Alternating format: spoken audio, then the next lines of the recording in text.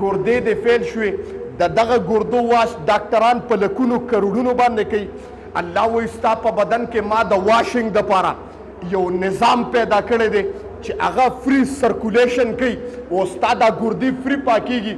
1 روپۍ دنه نه غواړم، مقابله کې صرف زما د رضا دپاره زندګي تېروه.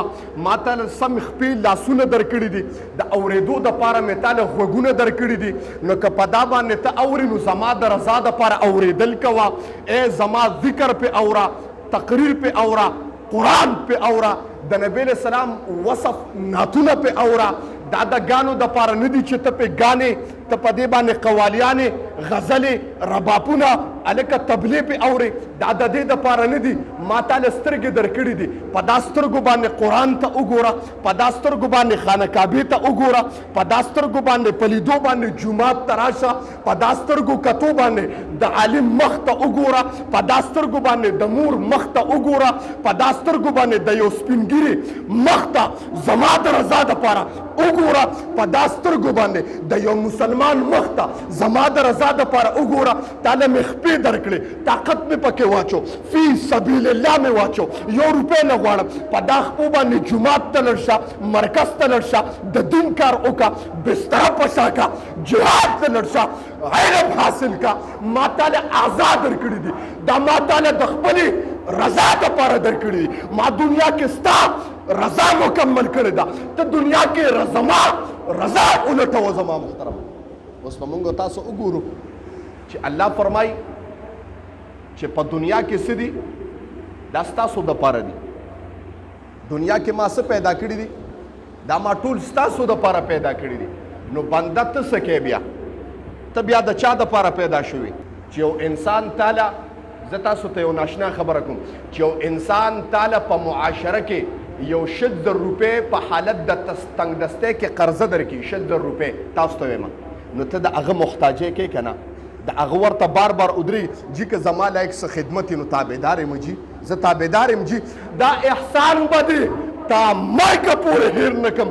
تا ماله په سخت وخت کې 1,000 روپۍ قرضه راکړې ده، قرضه ده یې واپس پې دنه غواړي، واپس پې دنه غواړي. الله وایي ما چې څه درکړي دي نو واپس یې دنه نه غواړم، واپس یې نه غواړم.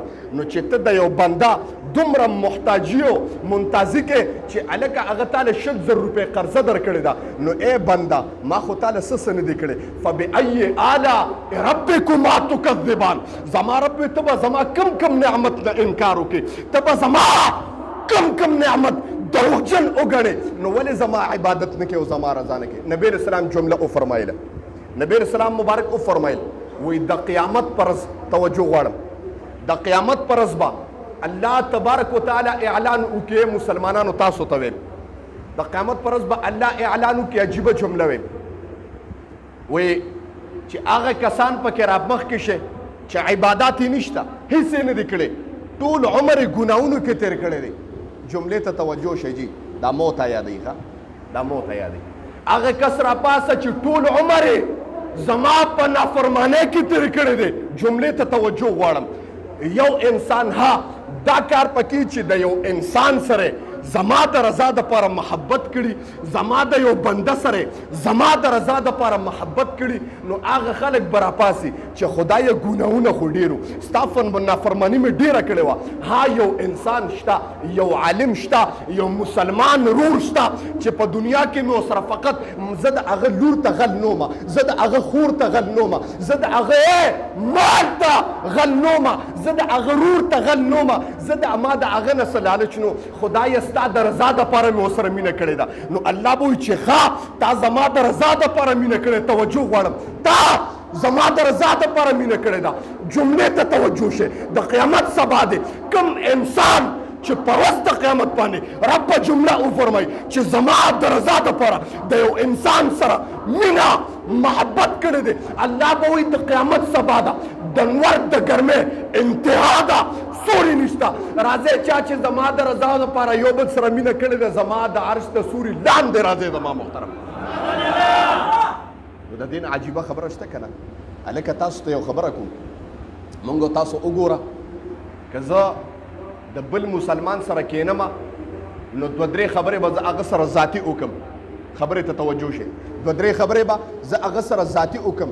نو که هغه خبره راواچوله یا هلکه د پلان کې باره کې هلکه دا کار یې کړی وګوره هسې یو خبره بس راغلي نو ستا چې یو مخالفي نو دغه مجلس چې برخاست کېږي او ته ترې پاسې نو د هغه مسلمان تا بلا غوښې کټ کړي د ما محترم قرآن کې الله فرمایي ایحب احدکم ان یأکل لحم اخیه میتا فکرهتموه ته دا غوښې چې ته د یو مسلمان مړ تا ته په تخته باندې پروت دی غوښې ته پرې کوې داسې کولی شي وایي داسې خو نشم کولی وایي دا غیبت د دې نه معظمه ګناه ده زما محترم دا غیبت چې تا ته مړی پروتي هلکه غوښې ته کټ کې نو د دې په ځای باندې چې د مسلمان غیبت کې نو د یو مړي نه غوښې کټ کا خو د مسلمان غیبت مه کوه زما محترم د مسلمان سره محبت وکړه د الله بنده سره محبت وکړه نبی اسلام مبارک فرمایي که کافر هم ستا مخې ته ودرېږي نو بحیث انسان چې د الله مخلوق دی نو د محبت او د شفقت په نظر باندې به ورته وګورئ د محبت او د شفقت په نظر باندې